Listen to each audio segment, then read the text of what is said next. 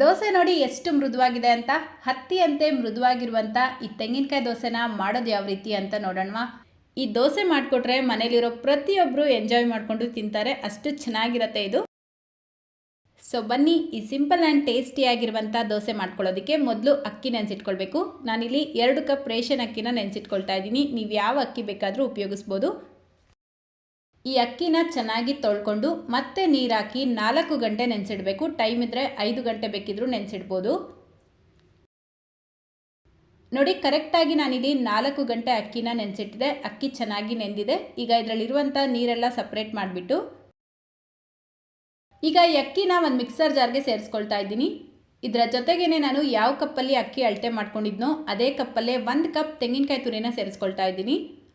ಆ ತೆಂಗಿನಕಾಯಿ ಮೇಲ್ಗಡೆ ಇರುವಂಥ ಬ್ರೌನ್ ಪಾರ್ಟ್ನ ತೆಗೆದುಬಿಟ್ಟು ಸೇರಿಸ್ಕೊಳ್ತಾ ಇದ್ದೀನಿ. ಅದನ್ನು ಸೇರಿಸಿದ್ರೆ ದೋಸೆ ಕಲರ್ ಚೇಂಜ್ ಆಗುತ್ತೆ. ಸೊ ಅದಕ್ಕೋಸ್ಕರ ಅದೇ ಕಪ್ಪಲ್ಲೇ 1 ಕಪ್ ಅನ್ನ ಸೇರಿಸ್ಕೊಳ್ಬೇಕು. ಅನ್ನ ಬೇಡ ಅಂದರೆ ನೀವು ಅವಲಕ್ಕಿ ಬೇಕಿದ್ರೂ ಒಂದು 10 ನಿಮಿಷ ಮುಂಚೆ ನೆನೆಸಿಟ್ಬಿಟ್ಟು ಸೇರಿಸ್ಕೊಳ್ಬೋದು.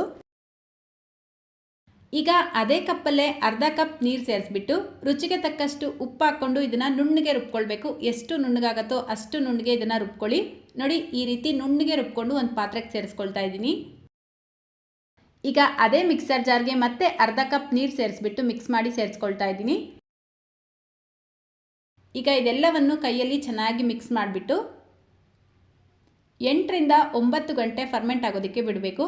ನೀವು ಇನ್ಸ್ಟೆಂಟಾಗಿ ದೋಸೆ ಮಾಡ್ಕೊಳ್ತೀರಾ ಅಂದರೆ ಅಡುಗೆ ಸೋಡಾನ ಉಪಯೋಗಿಸ್ಬಿಟ್ಟು ಮಾಡ್ಕೊಳ್ಬೋದು. ನಾನಿಲ್ಲಿ ಇದನ್ನು ಫರ್ಮೆಂಟ್ ಆಗೋದಕ್ಕೆ ಬಿಡ್ತಾ ಇದ್ದೀನಿ. ನೋಡಿ, ನಾನು ಸಂಜೆ ಒಂದು 4 ಗಂಟೆ ಹಂಗೆ ರುಬ್ಬಿಟ್ಟಿದ್ದೆ. ಈಗ ಬೆಳಗಿನ ಜಾವ 8 ಗಂಟೆಗೆ ತೋರಿಸ್ತಾ ಇದ್ದೀನಿ. ನೋಡ್ಬೋದು, ಹಿಟ್ಟು ಚೆನ್ನಾಗಿ ಫರ್ಮೆಂಟ್ ಆಗಿದೆ. ತುಂಬ ಜಾಸ್ತಿನೂ ಫರ್ಮೆಂಟ್ ಆಗಬಾರ್ದು. ಆ ರೀತಿ ಆದರೆ ನೀವು ಮಾಡುವಂಥ ದೋಸೆ ಹುಳಿ ಬರುತ್ತೆ. ನೋಡಿ, ಈ ದೋಸೆ ಬ್ಯಾಟರ್ ಕನ್ಸಿಸ್ಟೆನ್ಸಿ ಸ್ವಲ್ಪ ಗಟ್ಟಿ ಇದೆ ಅಲ್ವಾ. ಸೊ ಮತ್ತೆ ಒಂಚೂರು ನೀರು ಹಾಕ್ಬಿಟ್ಟು ಮಿಕ್ಸ್ ಮಾಡ್ಕೊಳ್ತಾ ಇದ್ದೀನಿ. ಇದರ ಕನ್ಸಿಸ್ಟೆನ್ಸಿ ನಾರ್ಮಲ್ ಆಗಿ ನಾವು ದೋಸೆ ಮಾಡ್ತಿರಲ್ಲ ಅದಕ್ಕಿಂತ ಒಂಚೂರು ತೆಳುವಾಗೇ ಇರಬೇಕು.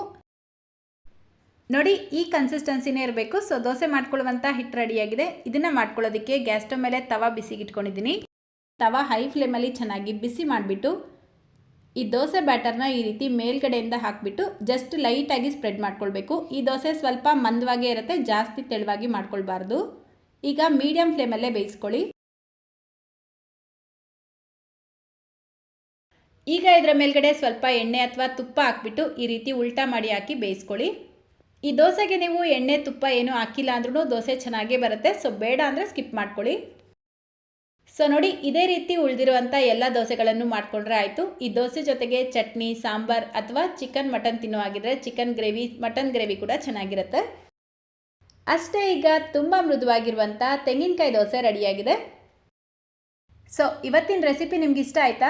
ಇಷ್ಟ ಆಗಿದ್ರೆ ನಿಮ್ಮ ಮನೆಗಳಲ್ಲಿ ಟ್ರೈ ಮಾಡಿ. ಈ ವಿಡಿಯೋಗೆ ಇನ್ನೂ ನೀವು ಲೈಕ್ ಮಾಡಿಲ್ಲ ಅಂದರೆ ಪ್ಲೀಸ್ ಒಂದು ಲೈಕ್ ಮಾಡಿ. ನಿಮ್ಮ ಫ್ರೆಂಡ್ಸ್ ಮತ್ತು ಫ್ಯಾಮಿಲಿಯವ್ರ ಜೊತೆಗೂ ಈ ವಿಡಿಯೋನ ಶೇರ್ ಮಾಡ್ಕೊಳ್ಳಿ. ಇದೇ ರೀತಿ ಮತ್ತೊಂದು ಟೇಸ್ಟಿ ಆ್ಯಂಡ್ ಹೆಲ್ತಿ ರೆಸಿಪಿಯೊಂದಿಗೆ ಸಿಗೋಣ. Thank you.